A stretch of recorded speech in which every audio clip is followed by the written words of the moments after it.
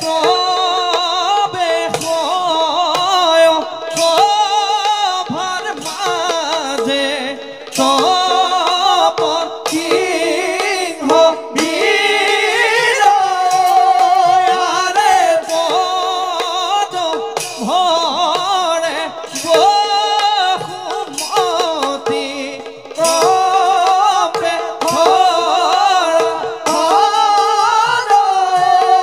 আরে হেন জানি মরাল ওকে এরি আনো রাম আরে পাগ কোসা লোক ডাকি বোলা রাম রাম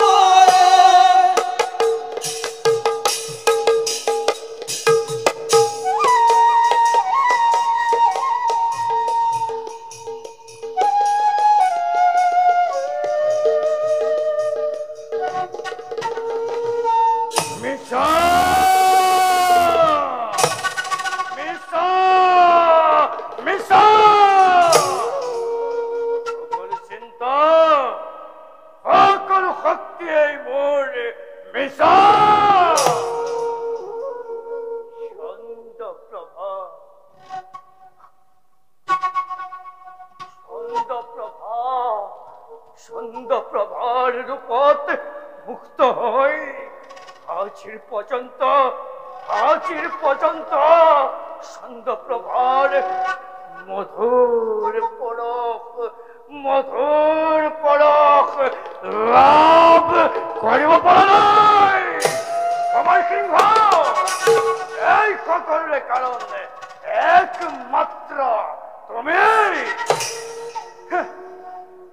উত্তান রাজ্যের প্রধান সেনাপতি প্রদত্তে অধীশ্য হয়ে থাকিব আর মই তোমার সহকারী হয়ে থাকেন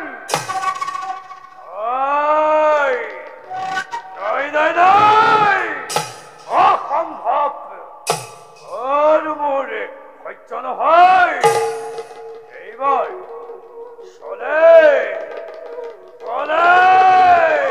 কিংবা কৌশলে তোমাক প্রতিপদর পরা পরস্যুত করে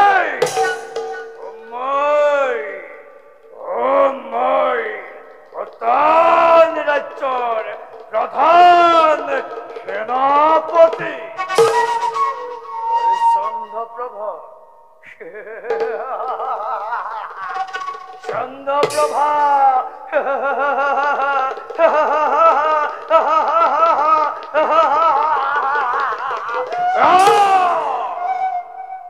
চন্দ্রপ্রভা রাস অর্থাঙ্গিনী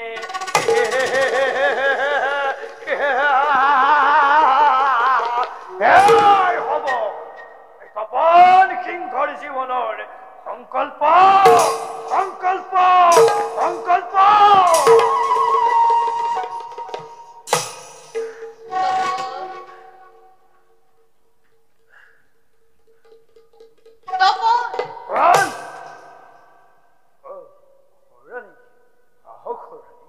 কি ভাবিছা অকলে অকলে আপনার আগমনের কথাই ভাবিয়েছি রানী আপনি বল রানীকে হিংসা করে কারণে সেনাপতি সৌমরে আপনাকে ঘৃণার্ষ করে চাই বুঝেছি তখন সেই বিষয় মোর অলপ ভয় না লাগে এক হোমকে হত হত হোমরক মই তৃণ্য হেন জ্ঞান করু হোমরে ভাবিছে হনুতের ভনি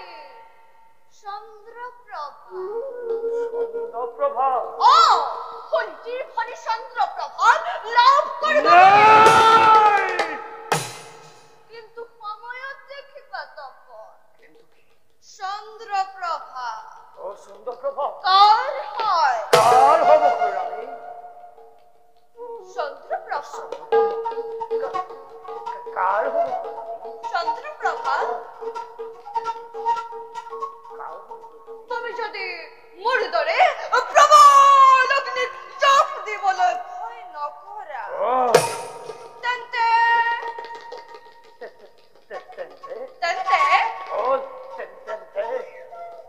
তেন্তে তোমাৰ মোৰ তোমাৰ হ'ব পাৰে মোৰ তোমাৰ চন্দ্ৰপ্ৰভা মোৰ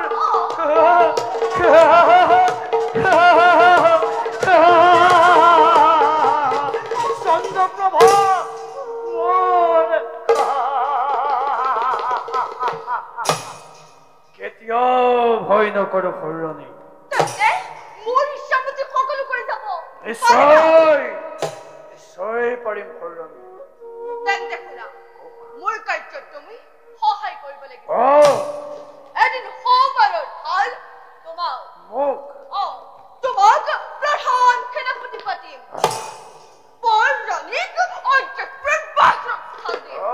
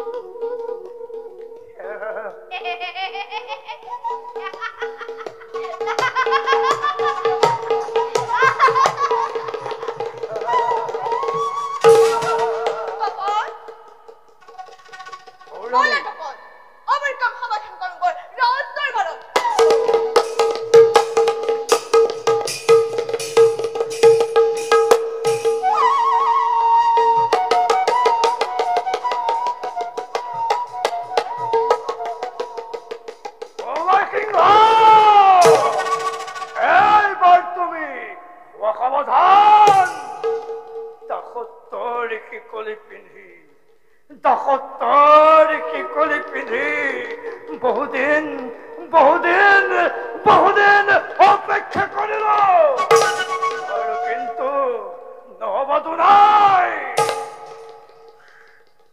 এবাৰ তোমাৰ বিৰুদ্ধে এই তপন সিংহই এক ভীষণ ষড়যন্ত্ৰ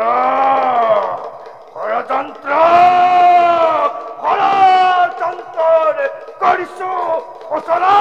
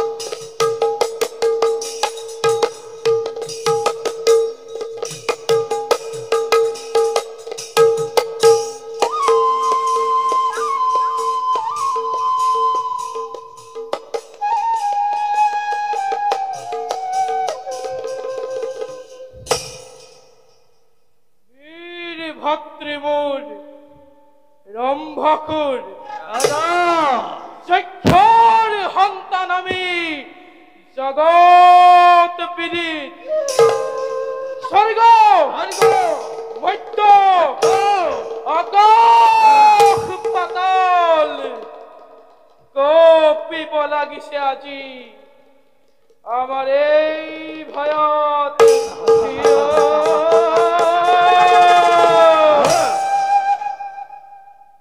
তেনেস্থলত দাদা কোৱা ভাতৃ দাদা কৰিছানে কি কোনোবাই ভদ্ৰতাৰ আচৰণ যক্ষৰ বিৰুদ্ধে দাদা থাকোতে জীৱিত তব ভাতৃ এই ৰম্ভকুৰ আৰ সত্য আছে অদ্ভুত আচৰণ কৰিব যক্ষৰাজৰ বিৰুদ্ধে আৰু কৰে যদি কোনোবাই অদ্ভুত আচৰণ তেন্তে দাদা মুহূৰ্ততে সিহঁতক ধৰি আনি তীক্ষ্ণীয়ে সিহঁতৰ মুণ্ড মই কৰিম ছেদন। ধন্য ধন্য ভাতৃ ৰম্ভকুৰ দাদা তোমাৰ ওপৰত মোৰ অতল বিশ্বাস কিন্তু কিন্তু বলি কিয় দাদা শুনা ভাতৃ সৃষ্টিকৰ্তাৰ শ্ৰেষ্ঠ দান সেই অমৰাৱতীপুৰৰ হিৰো দেৱতা সমাজে দেৱতা দেৱতা দেৱতা সমাজে পদে পদে যক্ষ সমাজক কৰে তিৰস্কাৰ সেয়েহে ভাতৃ দাদা কৰিব লাগিব আমি আৰ উচিত প্ৰতিকাৰ আৰু আছে দাদা উচ্চ অভিলাষ স্বৰ্গ ৰাজ্য আক্ৰমণ কৰি অন্য কৰি দেৱতা সমাজ অমৰাৱতীপুৰত যক্ষৰ অধিপত্য বিস্তাৰ কৰা গতিকে দাদা অৰাদেশ মুহূৰ্ততে স্বৰ্গ ৰাজ্য আক্ৰমণ কৰি দেৱ শূন্য কৰো মই অমৰাৱতীপুৰ। তেন্তে ভাতৃ দাদা অতি শীঘ্ৰ স্বৰ্গ ৰাজ্য কৰিম আক্ৰমণ দাদা স্বৰ্গ ৰাজ্য কৰিম আক্ৰমণ। দেৱতা দেৱতা দেৱতা দেৱতা দেৱতা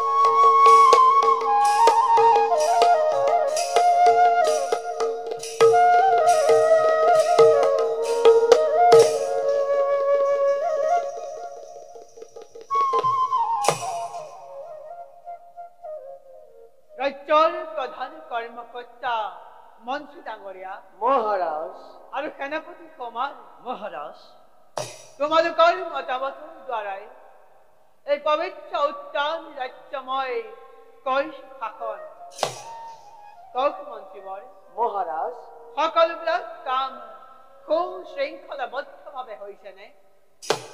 উত্তমৰ জন্মতিথিৰ উপলক্ষে দুখীয়া দিন দৰিদ্ৰক যথাযথভাৱে দক্ষিণা দিয়াৰ ব্যৱস্থা কৰা হৈছেনে মন্ত্ৰীবৰ? মহাৰাজ আপোনাৰ আশীৰ্বাদত সকলো কামেই সম্পন্ন হৈছে। উত্তমৰ জন্মতিথি উপলক্ষে দিন দৰিদ্ৰসকলক 100 কোটি মহাৰাজ 100 কোটি স্বৰ্ণ মুদ্ৰা দান কৰা হৈছে আৰু মহাৰাজ এতিয়াও দান কাৰ্য চলি আছে। শুনি সন্তোষ পালো মন্ত্ৰীবৰ। সেনাপতি সমাজ মহাৰাজ তোমাৰ সৈন্য পৰিচালনাৰ কাম সুশৃংখলাবদ্ধভাৱে হৈছেনে? পুনৰ যক্ষৰাজে আমাৰ ৰাজ্যত আক্ৰমণ কৰিবলৈ সাজু হৈছে নেকি? মহাৰাজ পৰাজয় যক্ষৰাজে আমাৰ ৰাজ্য পুনৰ আক্ৰমণ কৰিবলৈ ঈৰ্ষা নকৰে কদাপি। গতিকে মহাৰাজ তাৰ বাবে কোনো চিন্তা নকৰিব।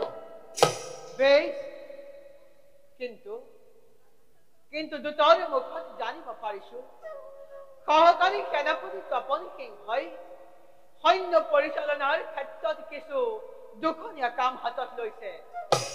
ইয়াৰ বিষয়ে কিবা জানানে সেনাপতি? মহাৰাজ তপন সিংহই সৈন্যবৰ্গৰ ওপৰত কঠোৰ শাসন কৰাৰ বিষয়টো আমাৰ অবিদিত নহয়। তথাপিও আমি তপন সিংহ আৰু সৈন্য বাহিনীৰ মনোমালিন্য গুচাবলৈ অশেষ চেষ্টা চলাইছো মহাৰাজ। বেশ সুন্দৰ। এইদৰে সৰু সৰু বিবাদবিলাক নিজৰ মাজতেই সমাধান কৰি সৈন্য শিবিৰত সদায় মংগল সাধন কৰি থাকিবা।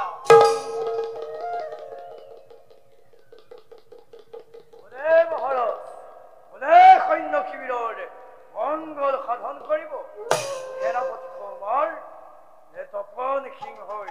মহাৰাজ আপুনি যাক সৈন্যৰ পৰিচালনাৰ দায়িত্ব পৰিচৰ্পণ ভাবিছে নেকি মহাৰাজ?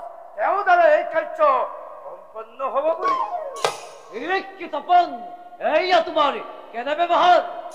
ৰজাৰ বিনা অনুমতিত উপস্থিত হৈ কি উদ্দেশ্যত মোক দোষাৰোপ কৰিছা?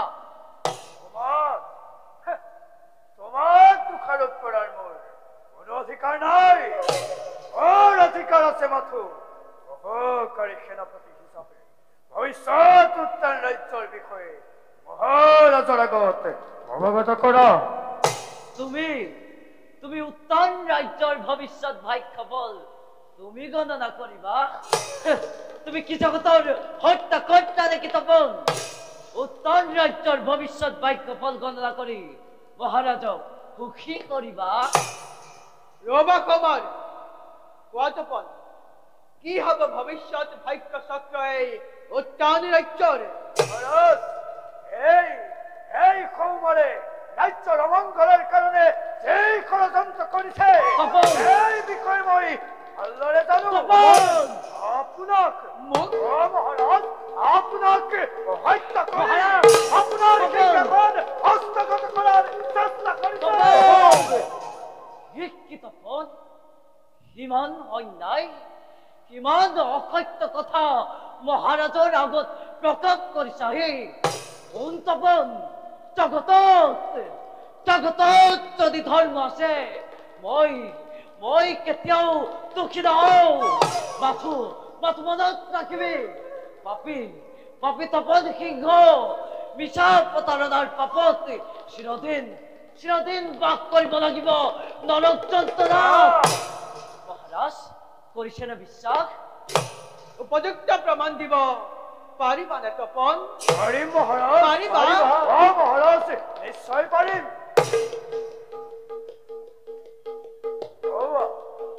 মহাৰাজ সৈৰণী এইফালে আহিব লাগিছে। তেওঁক সুধিলেই সকলো কথা গম পাব।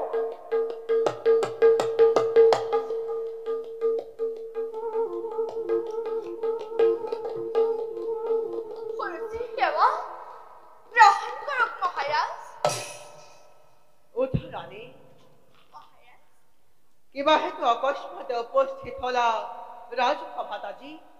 মহারাজ, উদ্দেশ্য অতীতে মহান। আপনি রাজদণ্ড হাতত লওক, দয়া মায়া বিসর্জন দিয়ক। অপরাধ সকলক উচিত দণ্ড দিবলৈ সাজু হওক মহারাজ। উত্তেজিত নহব ৰাণী, আৰু মোকো নকৰিব উত্তেজিত। কোৱা ৰাণী, কাক মই দণ্ড দিব লাগে? মহারাজ, আপনি সমারক রাজ্য প্রধান সেনাপতি বলে বিশ্বাস করেছে, আর সেই সমারে চক্রান্তক লগত লৈ আপনার মহারাজ হত্যা করার গোপনে ষড়যন্ত্র করেছে। মহারাজ, এয়া মিছা অভিযোগ, ষড়যন্ত্র, মোৰ বিৰুদ্ধে ঘোৰ ষড়যন্ত্ৰ। মন্ত্ৰীবৰ, মই যে আজি অধৈৰ্য হৈ পৰিছো মন্ত্ৰীবৰ। ধৈৰ্য হৈ পৰিছো এক বিন্দু মাত্ৰ যদি মোৰ ওপৰত অভিযোগ সঁচা হলহেঁতেন সৰু ৰাণী মই যে আপোনাক মাতৃবধ জ্ঞান কৰো তেনেস্থলত মোৰ ওপৰত মিছা অভিযোগ জাপি দিছে কিয় সৰু ৰাণী কিয় কিয় কিয়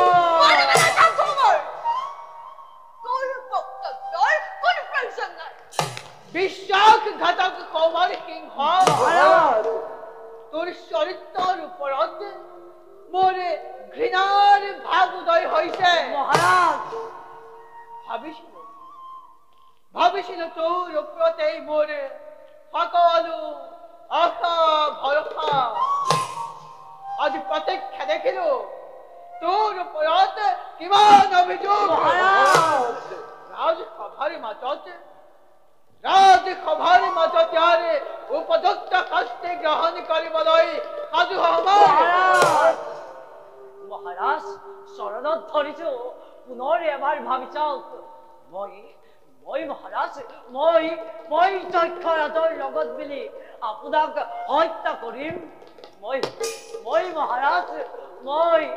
মহাৰাজ পুনৰ এবাৰ ভাবি চাওক অভিযোগকাৰীৰ অভিযোগ সত্য নে অসত্য কোনো প্ৰয়োজন নাই মহাৰাজ কাজিৰ পৰা প্ৰধান সেনাপতি পদৰ পৰা প্ৰদৰ্শিত কৰি সহকাৰী সেনাপতি পদত নিয়োগ কৰিলো আজিৰ পৰা উত্তৰ ৰাজ্যৰ প্ৰধান সেনাপতি হব তপন সিংহ মহাৰাজ এই আপুনি কি কৰিলে মহাৰাজ হাপ পুহি গাখীৰ খুৱাই কিয় মহাৰাজ কিয় উত্তৰ ৰাজ্য ঘোৰ অন্ধকাৰলৈ ঠেলি পঠালে কিয় মহাৰাজ কিয় নালাগে মহাৰাজ মোক সহকাৰী সেনাধ্যক্ষ পদো নালাগে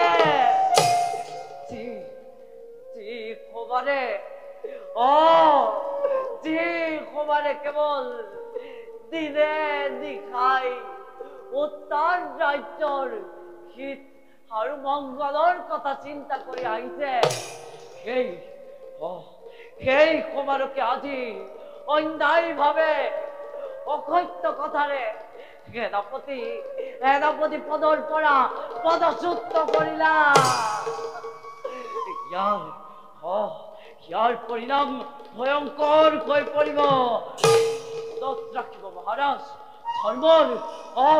ধৰ্মৰ সদায় জয় ধৰ্মৰ সদায় জয় জয় জয়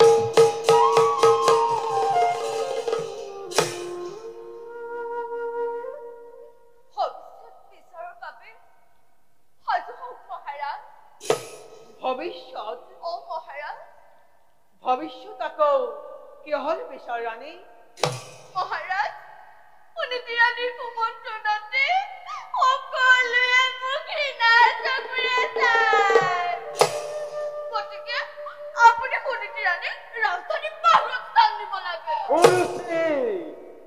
তোৰ মুখৰ পৰা এনে কথা শুনি মোৰ এই বৃত্তদে তপকৈ চলিব লাগিছে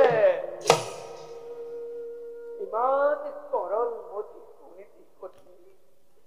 তেনেস্থলত তই কিয় সুনীতিৰ অমংগল চিন্তা কৰিছ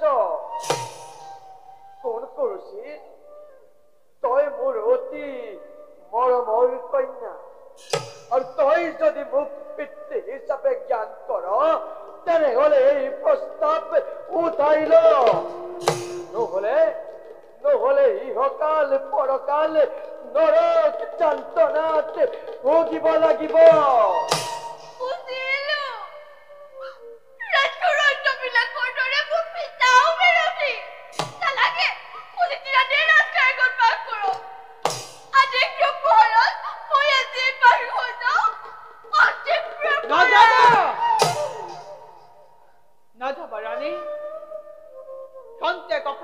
কৰা তোমাৰ ঈৰ্ষাকে মই পণ্য কৰি বৈৰানিক ৰাজন্তঃপুৰেৰ বাহিৰত স্থান দিন। মহাৰাজ আপনাৰ কাৰো যুক্তি দিবলৈ মোৰ একোৱেই নাই, কিন্তু মনত ৰাখিব মহাৰাজ, সেনাপতিক পদচ্যুত আৰু কোনিতে ৰাণীক ৰাজ অন্তঃপুৰৰ বাহিৰত স্থান দিয়াৰ বাবে এদিন এই উত্তৰে ৰাজ্যত মৃত্যুৰ অগ্নিশিখা তপ তপকৈ জ্বলি উঠিব। অ মহাৰাজ, তপ তপকৈ জ্বলি উঠিব। নাই নাই, ইমান অন্যায় বিচাৰত মই আৰু একো থাকিব নোৱাৰো। মই আহিলো মহাৰাজ, মই আহিলো মহাৰাজ।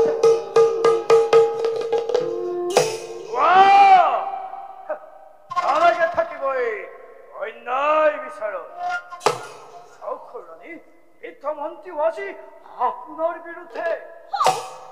সকলে মোৰ বিৰুদ্ধে, তথাপি মই কালৈকো ভয় নকৰো। মহাৰাজ, কওক মহাৰাজ, পুলিটি ৰাণীক ৰাজ্যৰ পৰা বাহিৰ কৰি দিয়ে নে নিদিয়ে? নিশ্চয় বাহিৰ কৰি দিম প্ৰিয়ে।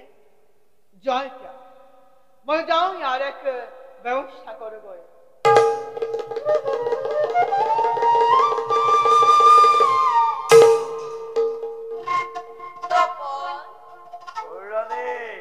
আজিৰ পৰা তুমি আজিৰ পৰা মই